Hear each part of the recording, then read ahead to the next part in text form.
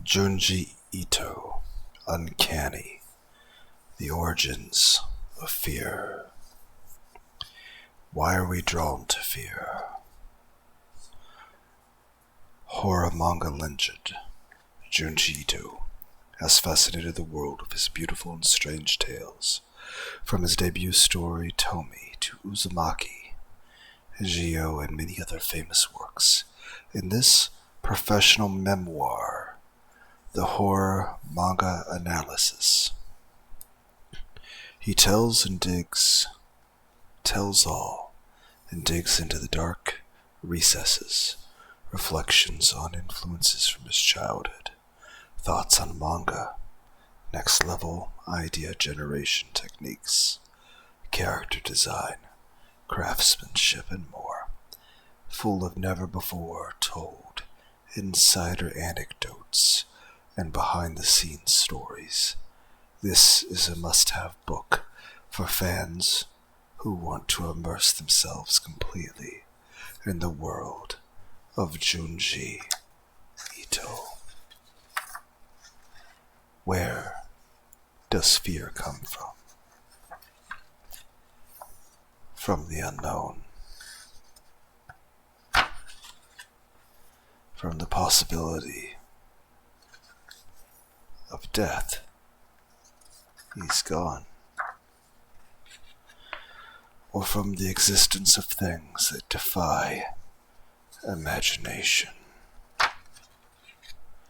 Ghosts, black magic, unidentifiable, abnormal, atypical, drains, holes, grotesque change, transformation, deformation, shadow, vision, mist, blood, corpse, void, dream, time, memory, anxiety, footsteps, isolation,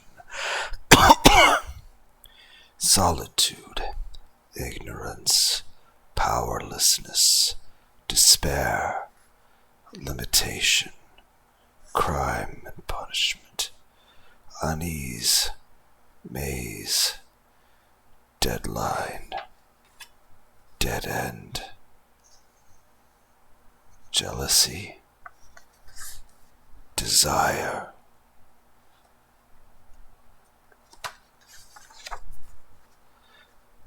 emotion, disgust, curse,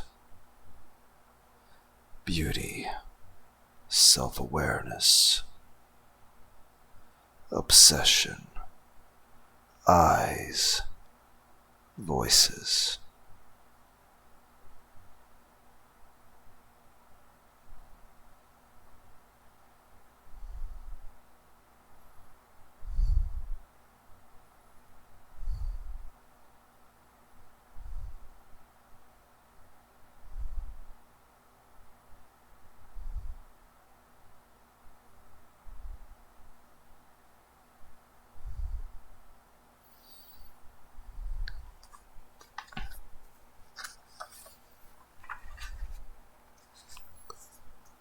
Why are we drawn to fear?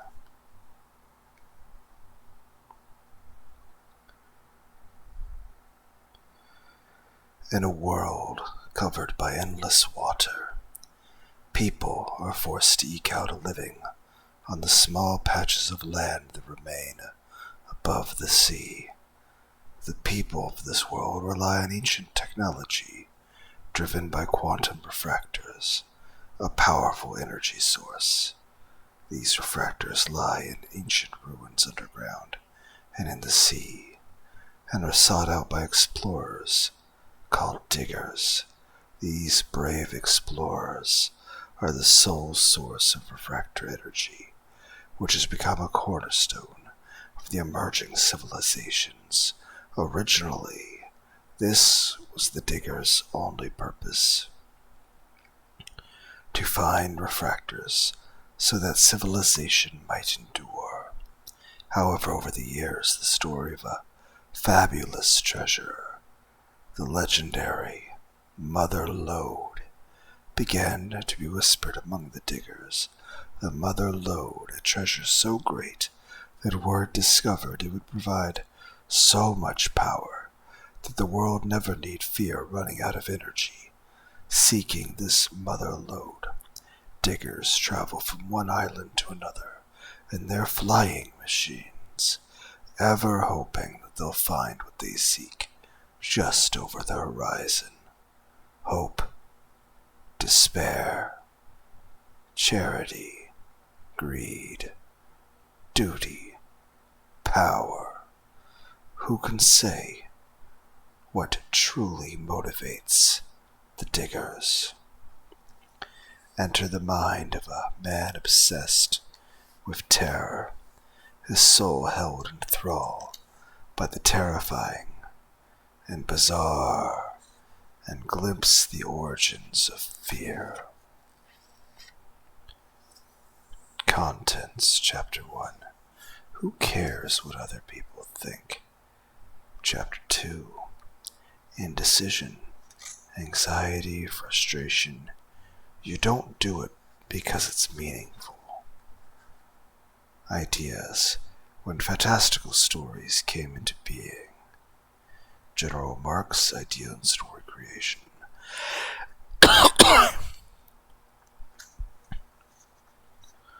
Chapter 4. Creation, when a lovable character is born. General Marx, a character's first cry. Chapter 5. Production, creating an instantly traumatizing picture. General Marx, how to burn terror onto the page. Afterward, Junji Ito, Uncanny, the origins of fear. Chapter 1. Who cares what other people think? I have a somewhat peculiar job. Horror manga artist. How did I end up drawing frightening stories? Bodies riddled with holes. People twisting down drains. There isn't really a simple explanation. My encounter with darkness. I came into this world on a summer day in 1963. My hometown of Nakatsugawa in the Chifu prefecture was then, and still is, a lush green place. The area where I was born was actually a town called Sakashita in the Ina district, which later got incorporated into the city of Nakatsugawa in 2005. Sakashita is at the bottom of a basin, surrounded by mountains on all sides, a little southwest of Nagasio, which thrived as a post station on the Nakasendo Highway during the Edo period. At the time I was born, the silkworm industry was booming, and Sakashita was a lively little place.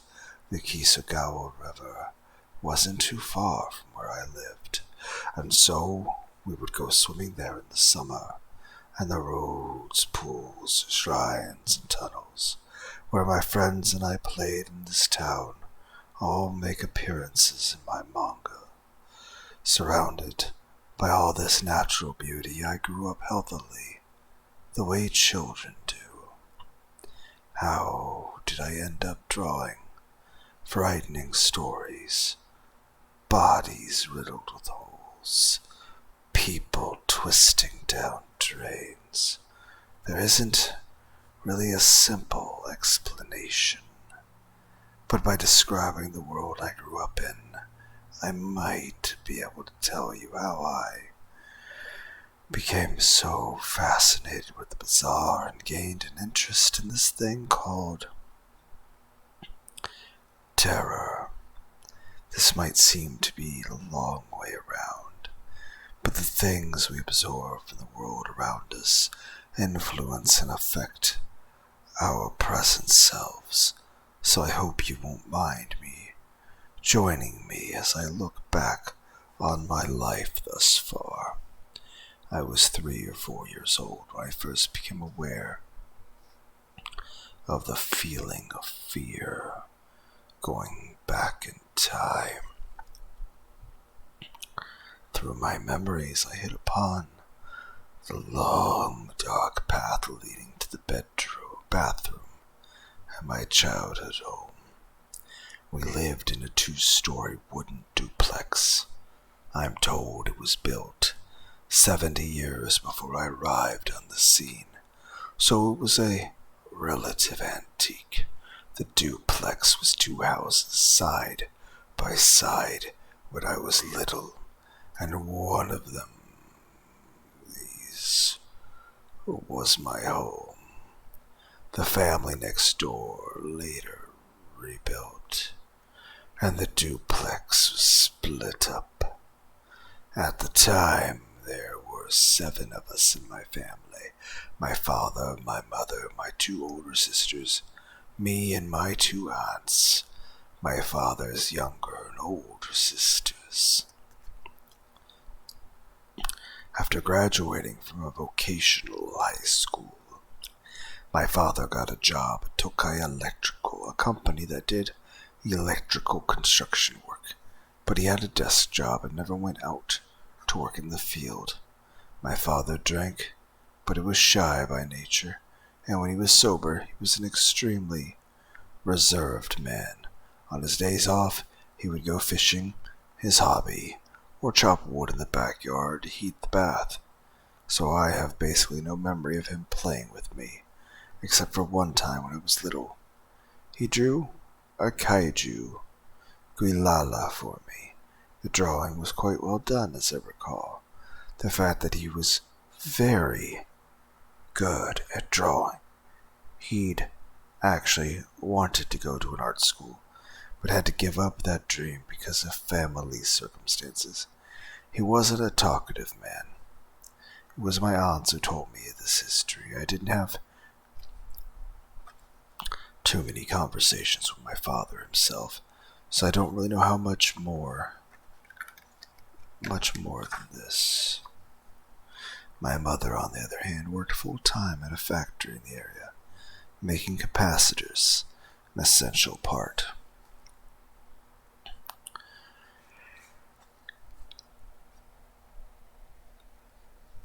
In electrical appliances, she was always kind, and not the sort of person to find fault with the things children did. Her personality may have been part of why I was able to immerse myself in the world of horror comics as a child. My father's older sister was an elementary school teacher. The fingers on both of her hands were twisted up and frozen in place because of rheumatoid arthritis.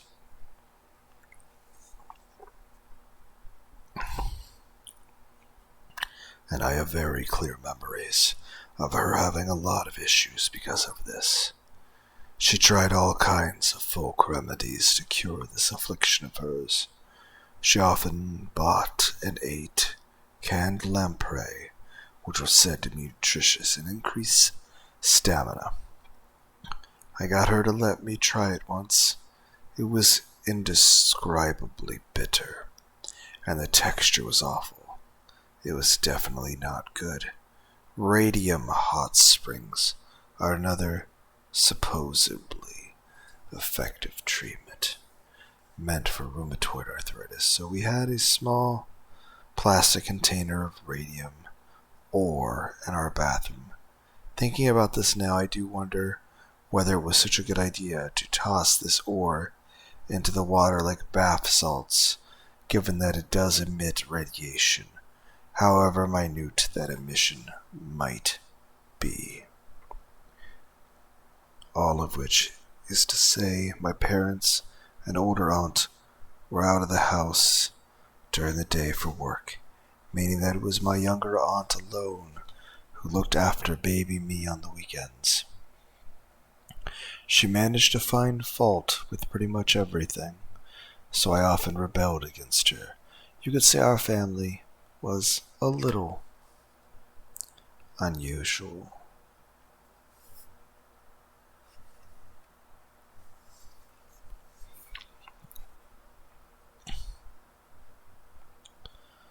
The duplex we lived in was also a little bit peculiar. The town of Sakashita was one of hills whose just as Japanese characters in the name is just hill and down. Our house was built on one of those hills of land with a gentle slope.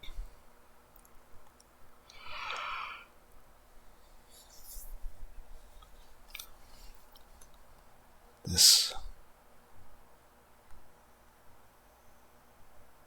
gave rise to a gap between land and house, and the creation of a curious space inside that was half underground.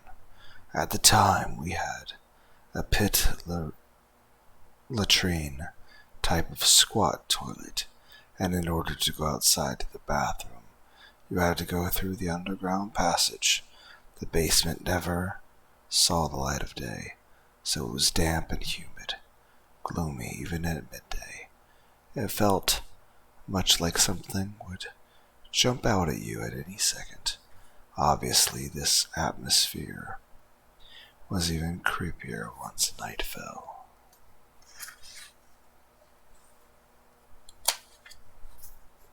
There was no way a timid boy could have gone to the toilet by himself, faced with the gaping darkness that opened up ahead of me. My young self could only race back to my room in terror and despair. That's a real pants-wetting memory. And speaking of scary, there was also the Forbidden Room.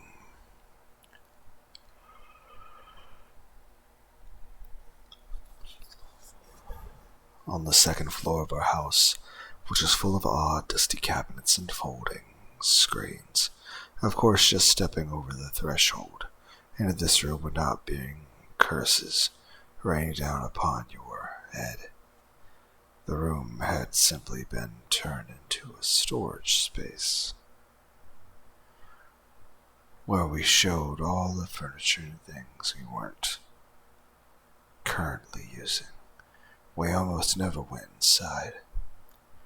So despite being in the middle of the house, this room was always eerily silent, and something into it called up a strange feeling. In me, a feeling that I was suddenly alone in the world, separated from the flow of time outside. To go to the bathroom in this house, you had to go through an underground hallway. The floor in the basement was exposed dirt, and there were crickets bouncing around in the dark. One time, my pet hamster escaped, and we discovered him down there a week later, eating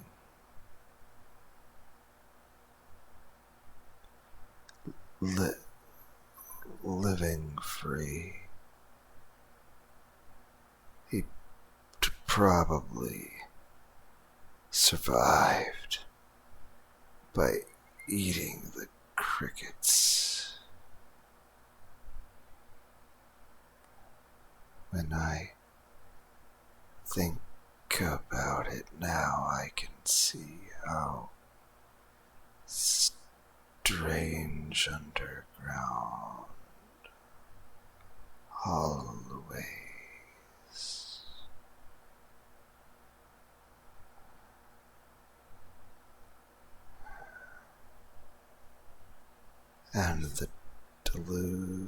dubious storage room.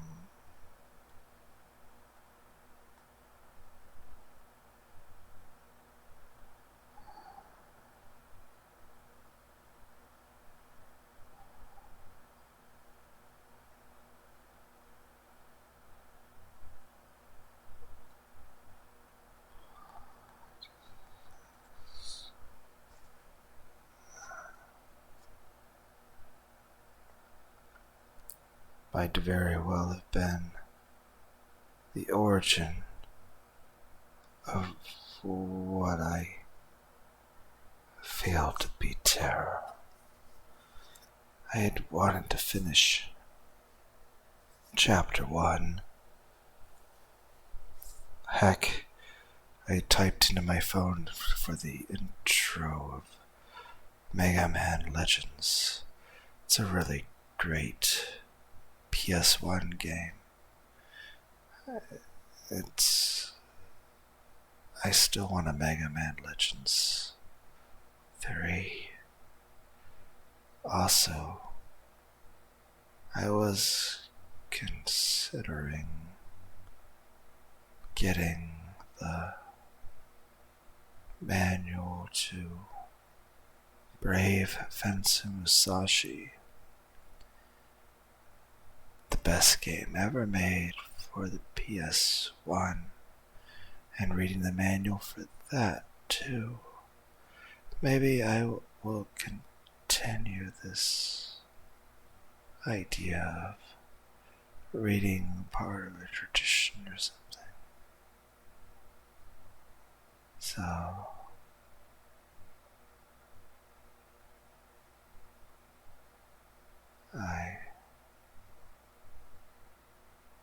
alright, so I'll make that into a thing of the rest of these parts. So just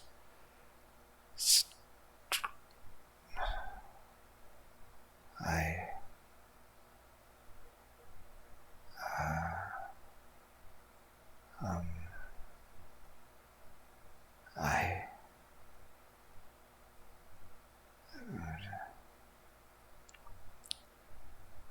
but just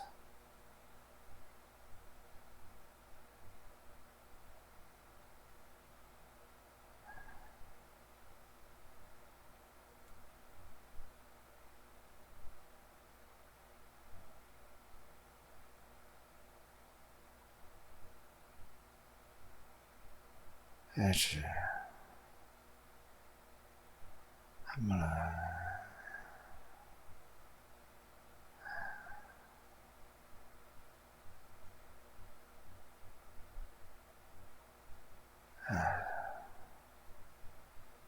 end the video. I never did the intro for the channel. So,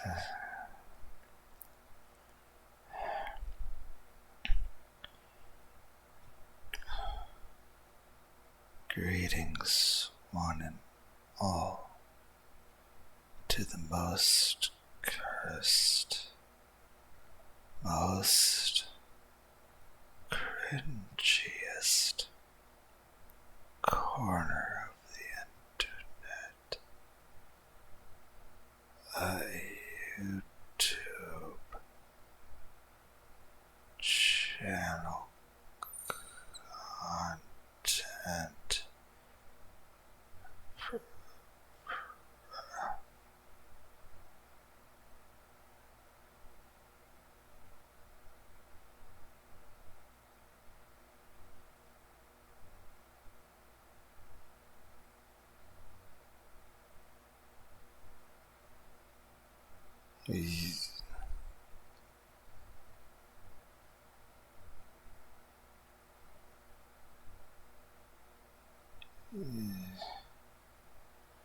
YouTube channel content creator actively alienating everyone,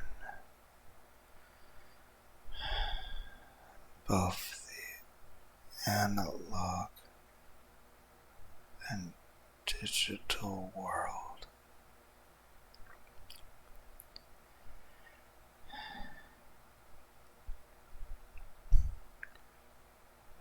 welcome and good evening, you wonderful dice of all alignments. I can end the video here.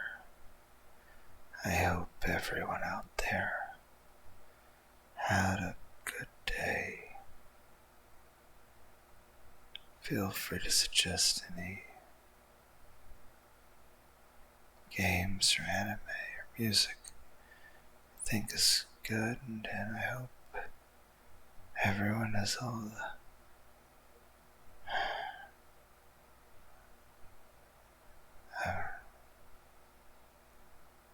I'm gonna